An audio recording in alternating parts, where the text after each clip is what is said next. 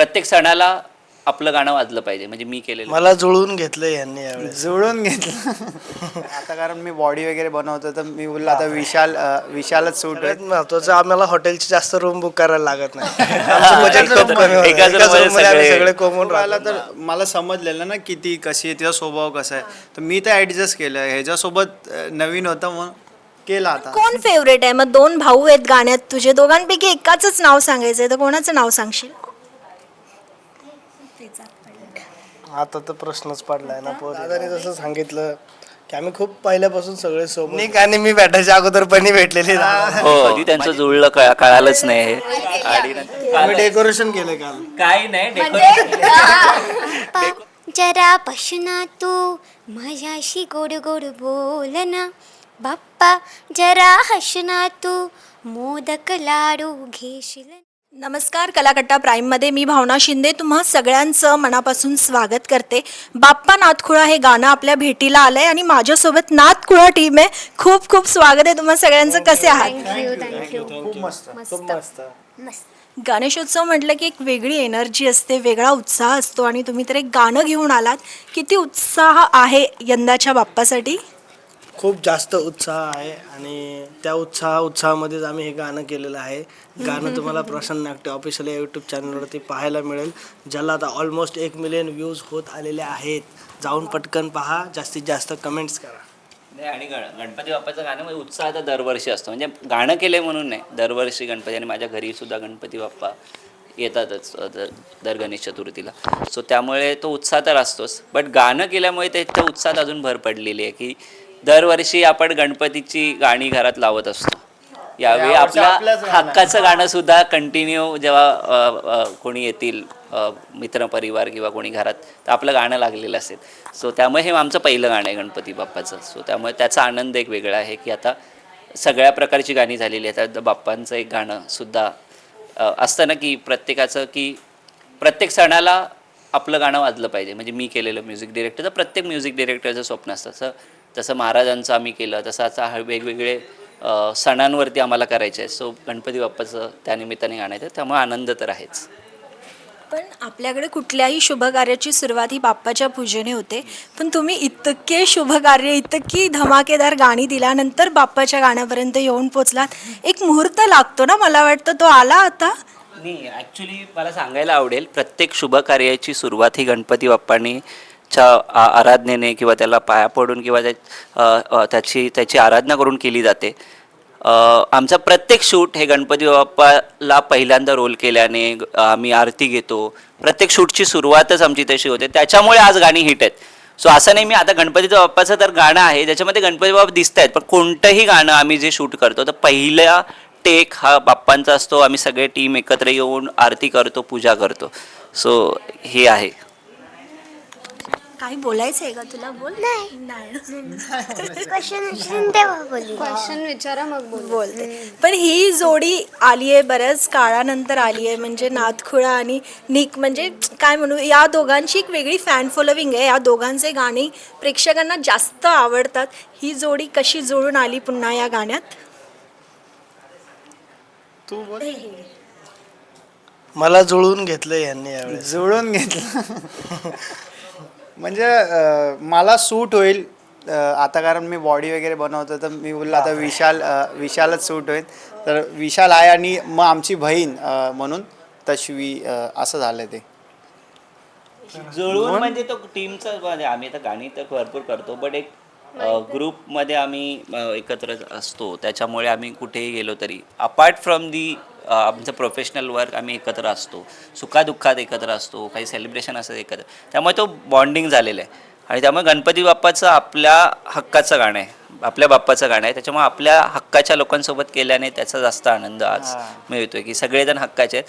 Otherwise काही artist जर मी higher केले असते किंवा त्यांना मी हे घेतलं असतं गाण्यामध्ये, तर तेवढ्या हक्काने आम्ही प्रमोशन पण करू शकलो. आज आम्ही जरा टाइम म्हणजे प्रमोशन कसं करायचं पहिल्यापासून आहे, मला सांगावं लागत नाही ना काय प्रमोशन करा काय नाही, ते त्यांचं ते करतात आणि उलट तेच सांगतात काय करायचं काय नाही. आता परवा इंटरव्ह्यूज होणार होते सगळे, हे तरी 2 दिवस तो थांबलाय ॲडजस्ट करून.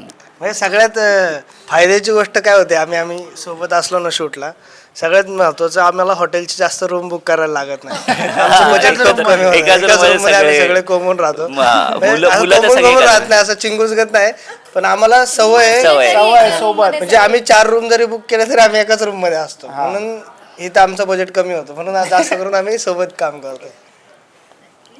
पण निक आणि विशाल, तुम्हाला विचारायचं आहे की आजवर खूप गाणी केली आहेत, तुम्ही हिट गाणी केली आहेत, पण लहान मुलीबरोबर काम करताना काही चॅलेंजेस आलेत? म्हणजे तिचा मूड लहान मुलं क्षणात बदलतात, मूड सांभाळून वगैरे काय चॅलेंजेस आलेत?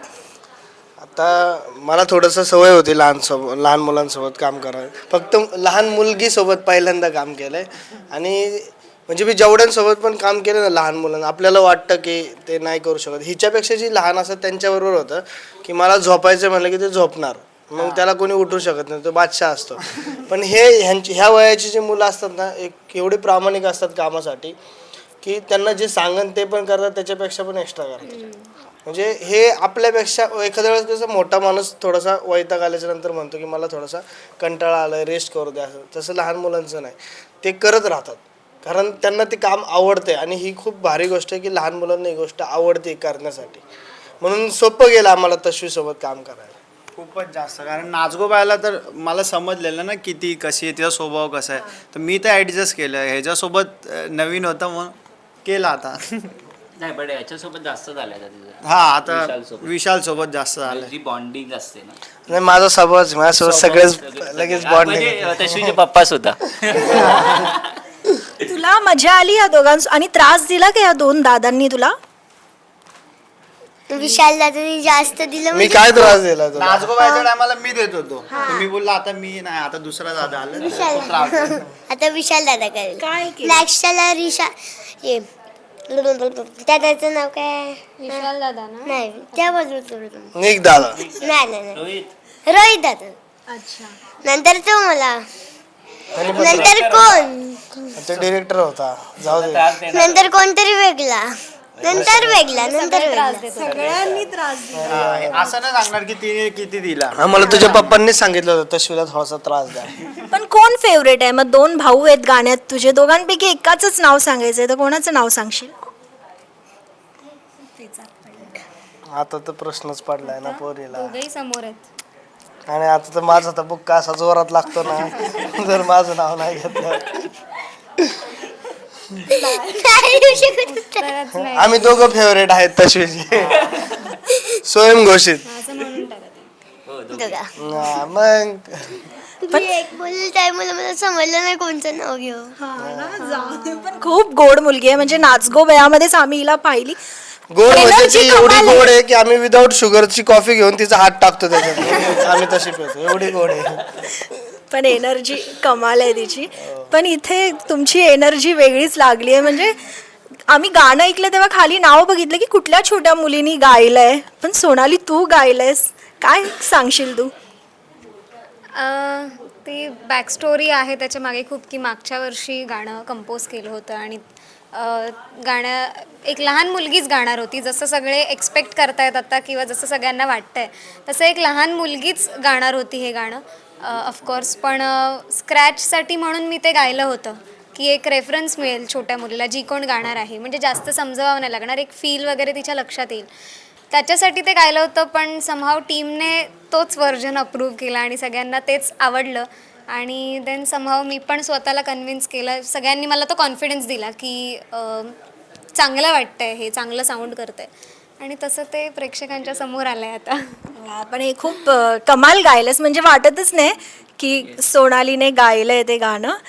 पण एक विचारायला आवडेल की गेल्या वेळी मी जेव्हा विशाल आणि बनीचा इंटरव्ह्यू घेतला होता तेव्हा त्यांनाही विचारलं होतं की तुम्ही खूप सुरुवातीपासून एकत्र आहात आणि एका यशापर्यंत येऊन पोहोचलात.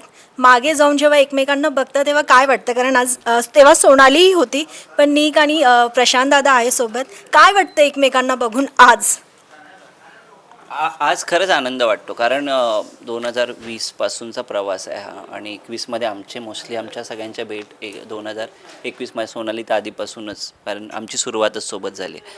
त्यामुळे तेव्हा जे टप्पे होते ना आयुष्यातले, म्हणजे सुरुवातीला वाटायचं ते एक एक गोष्ट पूर्ण होत गेली, आणि ते मग मागे बघून खूप आनंद वाटतं. म्हणजे आमचं होतं की मला तरी वाटायचं की आपण आपली गाणं हिट झालं पाहिजे डेफिनेटली, की 1,00,000 व्ह्यूज आले पाहिजेत.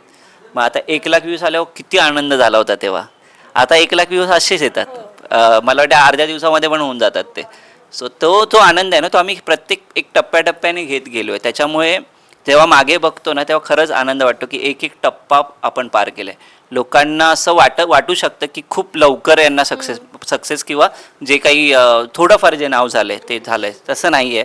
मेहनत केली आहे प्रत्येकाने आणि आम्ही क्रिएटर्स आहोत बेसिकली. म्हणजे हे माझ्यासोबत जेव्हा काम करतात तेव्हा आम्ही एखादा कॉन्टेंट क्रिएट करतो आहे, म्युझिक कॉन्टेंट क्रिएट करतो आहे, मी गाणं बनवतो आहे, ती गाते आहे आणि हे त्याच्यावर ॲक्ट करत आहेत, शूट होतं आहे प्रॉपर. सो आम्ही क्रिएटर म्हणून काम करतो. त्याच्यामुळे आमच्या कामामध्ये पण प्रगती होत गेली. म्हणजे ह्यांच्या ॲक्टिंगमध्ये, डान्समध्ये. कारण मी नातखुळामध्ये ह्याने डान्स केला. खूप कठीण होतं त्याला शिकवण्याचं, खूप वेळ घ्यायचा. हळूहळू आता तुम्ही त्याचा डान्स बघितला, खूप त्याच्यात प्रगती झाली आहे. खूप छान पद्धतीनं तो डान्स करतो. ते ॲक्टिंगमध्ये पण डेव्हलपमेंट झाली.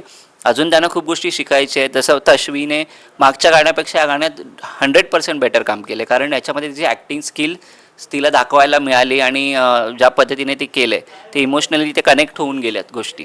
सो या सगळ्या गोष्टी तिच्या सिंगिंगमध्ये तिने व्हरायटी ऑफ सिंगिंग आता केलेली आहे.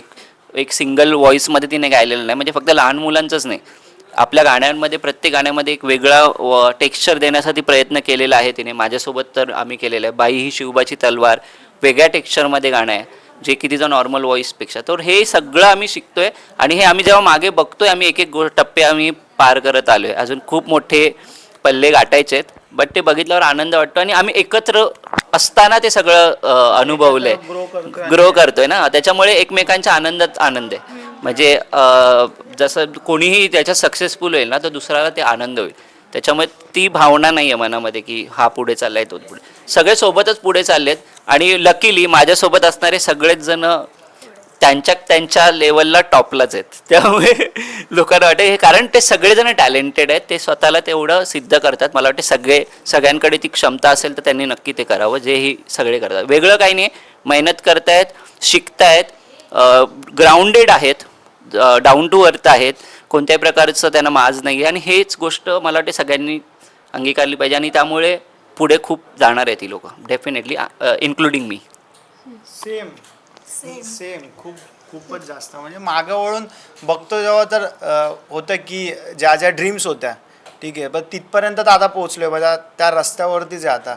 म्हणजे ते जे आम्ही बघितलेलं एका टायमाला की 100 मिलियन पण एकाची काहीतरी ड्रीम होती.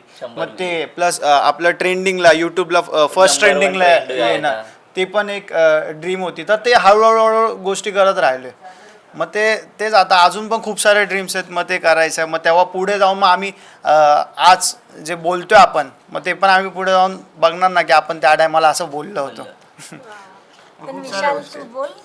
विशाल तू बोल. खूप सारे मी काय आता दादाने जसं सांगितलं की आम्ही खूप पहिल्यापासून सगळे सोबत आहेत आणि आज म्हणूनच आम्ही सोबत अजून पण आहे, म्हणूनच आम्ही सोबत आत्ता पण काम करतो आहे. सगळ्यात महत्त्वाचं की मला सगळ्यांना थँक्यू म्हणायचं आहे. आता जसं त्यांनी सांगितलं नातखुळाच्या वेळेस जसा मला डान्स येत नव्हता, म्हणजे ह्यांनी जर मनात आणलं असतं तर चला आपण आर्टिस्ट चेंज करू, दुसरे घेऊ.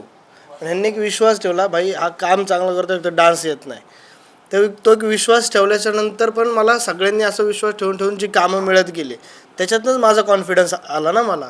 आणि ह्याच गोष्टींमुळे ही माणसं जपली गेलीत माझ्याकडनं पण आणि त्यांच्याकडनं पण. तर खरंच सगळ्यांना थँक्यू आहे की मला सांभाळून घेतल्याबद्दल.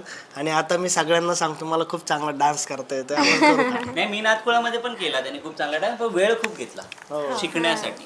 तर तिथेच मी बघितला अरे, आणि तो मी नातकुळाचा डान्स तुम्ही पुन्हा जर बघितला ना तुम्हाला आवडेलच. फक्त एकच आहे की वेळ घेत होता. आता मला वाटतं अर्ध्या 1 तासामध्ये रिहर्सल होते त्याची. नाहीतर मला तेव्हा खूप मला सचिन दादाला आम्हाला तर टेन्शन आलेलं की कधी तो शिकेल, कधी होईल. खूप कारण बॉडी याची रिहर्सल पण नव्हती केली. इव्हन आता जाऊ दे, मागच्या गाण्यांचं नाही सांगू शकत आपण पण मला एवढं माहिती आहे, माझ्यासोबत जी गाणी त्यांनी केले त्याच्यामध्ये तो चांगलाच नाचलाय. इतर गाण्यांचं मी नाही सांगू शकत. कारण तू नाचवतोस. आणि आता तर सोलो रील पण केली आहे त्यांनी, ती डोंगरावर उभी राहून, ती पण भारीच केली. बापरे. डान्सवाली. पण आणखीन एक गोष्ट आवडते की नाचगो बयाचं जेव्हा लॉन्च होतं तेव्हा ही मंडळी नव्हती गाण्यामध्ये, तरी सगळी टीम आली होती तुम्हाला ऑल द बेस्ट करायला, शुभेच्छा द्यायला. आजही बनी आली आहे, म्हणजे ती नाही आहे या गाण्यात पण ती तरी सोबत आली आहे. काय म्हणजे विशालच्या सोबत आली आहे फक्त की नाच? सगळ्यांच्या सोबत दोन आली आहे दिवस ती. माझ्याकडेच आहे, दोघं सगळेजण माझ्या घरीच आहेत. त्याच्यामुळे तिचा हक्काचं प्रोडक्शन आहे पहिली गोष्ट. कारण प्रशांत नक्ती ऑफिशियल वरती गाणं आहे, प्रोड्युसर मीच आहे, त्याच्यामुळे हक्काचं आहे पहिल्यांदा तर. आणि ती प्रत्येक गाणे माझे ह्यांच्याकडे ऑडिओ जसं ते सांग, निक आणि मी भेटायच्या अगोदर बनी भेटलेली. हो म्हणजे यांच्या आधी बनी येस का नाही बोलो या. आणि मला सांगायला आवडेल की बनी आणि विशालची ओळख पण जी झाली ती मध्ये येतो इकडे. सो त्यामुळे विशाल जोडीने उभे राहा. हो. बनी माझ्या आधी ओळखीची आहे आणि नंतर विशाल निक मला मिळाले. बनीसोबत मी सुरुवात केली होती, सुरुवातीचे काही गाण्यांमध्ये बनी होते, आता पण करतोय, पण सुरुवातीला आम्ही सोबत होतो. आणि नंतर मग विशाल अचानक ओळख झाली आणि विशाल आमच्या घरी आला. तिथे माझ्या घरी सगळे कलाकार मंडळी होते आणि कधी त्यांचं जुळलं कळालंच नाही.